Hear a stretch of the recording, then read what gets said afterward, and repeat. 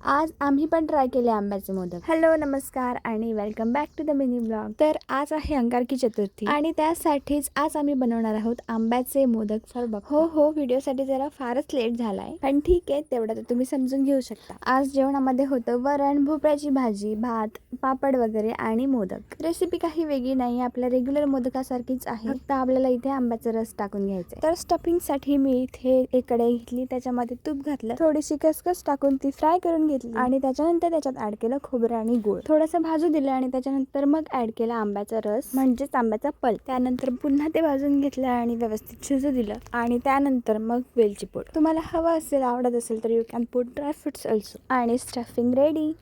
त्याच्यानंतर पीठ बनवण्यासाठी उकळत्या पाण्यात थोडंसं तूप टाकलंय, थोडंसं मीठ टाकलं आणि त्याच्यानंतर आंब्याचा पल्प टाकला आणि हे सगळं मिक्स करून झाल्यानंतर त्याच्यामध्ये पीठ टाकून घेतलं आणि चलो आता मोदक बनवूयात. सगळे मोदक आम्ही इथे बनवून घेतले आणि मोदक खरंच खूप भन्नाट झाले होते, एकदम मऊ लसलुशीत. त्यानंतर बाप्पाला नैवेद्य दाखवलं आणि आम्ही पण जेवण करून घेतलं. व्हिडिओ आवडला तर लाईक आणि कमेंट नक्की करा. नेक्स्ट व्हिडिओमध्ये भेटूयात. तोवर bye bye and take care.